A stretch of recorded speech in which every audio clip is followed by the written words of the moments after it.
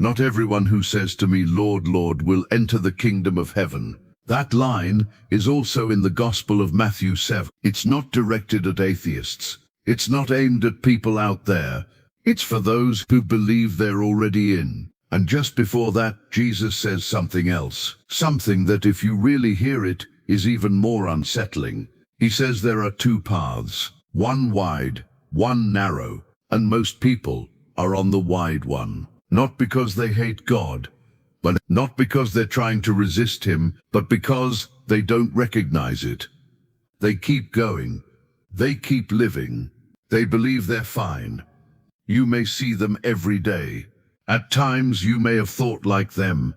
And the part that stopped me the longest when I read this wasn't the word narrow, it was the word many. Many. Why many? If the wrong path were only the obvious things, how could so many people end up there? Maybe it isn't as obvious as we've assumed. Maybe the issue isn't that the path is difficult, but that we've grown used to looking for something entirely different from what Jesus is pointing to. Sometimes, what causes people to drift isn't that they stop, it's that they keep moving in something that feels right. No noise, no rebellion, no sense that anything is off, just familiar and comfortable. And that right there is what needs to be examined, because the way we've understood these two paths all along may have been far too simple. Part 1, the version everyone thinks is true. Most people, when they hear this passage in the Gospel of Matthew, don't feel confused. They feel relieved, because in their mind it's already clear. The wide path, that's obvious. That's the person who doesn't care about God. The one who lives however they want. No boundaries, no direction, just drifting. And the narrow gate, that's the opposite. That's the person trying to live right, trying to be disciplined, trying to stay on track.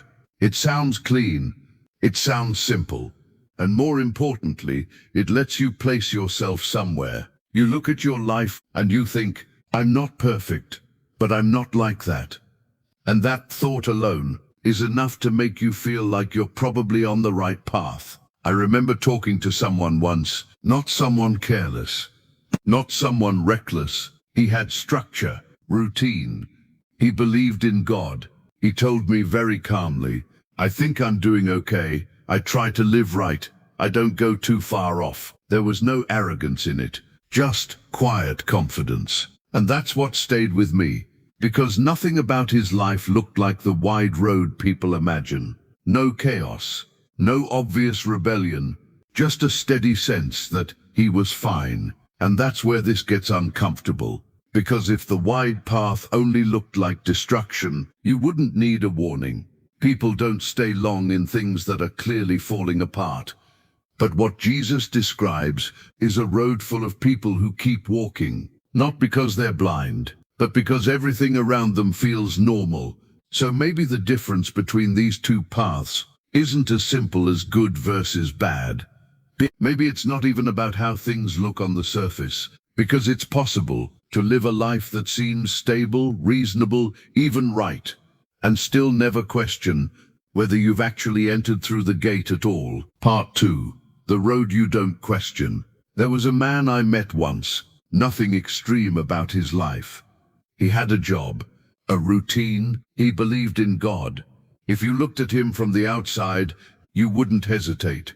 You'd probably say, yeah, he's on the right path. We were talking casually, nothing heavy, and at some point he said, I think I'm doing okay. I try to live right. I don't go too far off. He didn't say it to impress anyone. He wasn't trying to prove anything. It was just where he had landed. And the moment he said that, something in me paused, not because he was wrong about everything, but because of how certain it sounded. There was no tension in it, no sense of needing to stop and look again. No question underneath the surface, just a quiet, settled place. I'm fine. And that's what makes this difficult, because nothing in that moment looked like the wide road. No chaos, no rebellion, no collapse, just a life that made sense to the person living it. But that's exactly the point. The wide road doesn't always pull you away violently. Sometimes it just lets you keep going. You keep your rhythm. You keep your beliefs. You keep your sense of balance. And slowly, without noticing, you stop asking whether you ever went through the gate at all, not because you rejected it, but because you assumed you were already past it. And once that assumption settles in, there's nothing left to interrupt it. Part 3. The line people don't expect. There's a line later in the same chapter in the Gospel of Matthew. Most people read it too quickly. Not everyone who says to me, "Lord, Lord," will enter the kingdom of heaven. That's not someone far away from God. That's someone speaking directly to him. I remember sitting with a man once after a service. He wasn't new to faith.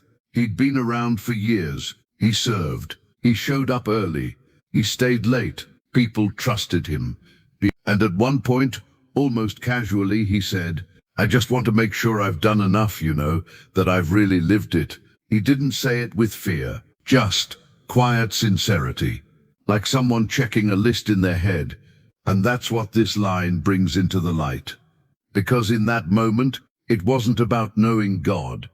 It was about measuring a life. Jesus says there will be people who stand there and say, "Lord, Lord." Not "I didn't believe." Not "I walked away." "I was here. I did things in your name. I was part of this." And then comes the part no one expects. "I never knew you." Not "you didn't do enough." Not "you failed too many times." But "I never knew you." That's a different kind of problem. That's not about effort. That's about relationship. And suddenly, the whole picture shifts. Because now it's possible to spend years doing things that look right, sound right, even feel right, and still be standing there, pointing to what you've done, instead of knowing the one you were meant to walk with. I've seen that same pattern in smaller ways. People who can explain everything, but never sit still long enough to be honest. People who stay busy because slowing down would raise questions they don't want to face. People who keep going, not because they're sure, but because they've never stopped to ask. They were right there. That's the part that stays with me. Not outside, not far off. Right there, thinking they were in. And if that's true, then the difference between the two paths isn't just where they lead. It's what you're building your life on while you're walking them. Part 4. The gate you can't carry yourself through. I once watched a man trying to move a couch through a doorway that was just a little too narrow. He didn't force it. He didn't get frustrated. He just kept adjusting it, turn it sideways, tilt it back, lift one end higher, try again. It almost looked like it should fit, close enough that you keep trying. But after a while, he stopped, stepped back, looked at the doorway, and then at the couch. And you could see the moment it clicked. It wasn't about the angle. It was that it simply didn't belong through that space. That's closer to what Jesus is pointing to in the Gospel of Matthew 7, when he speaks about the narrow gate.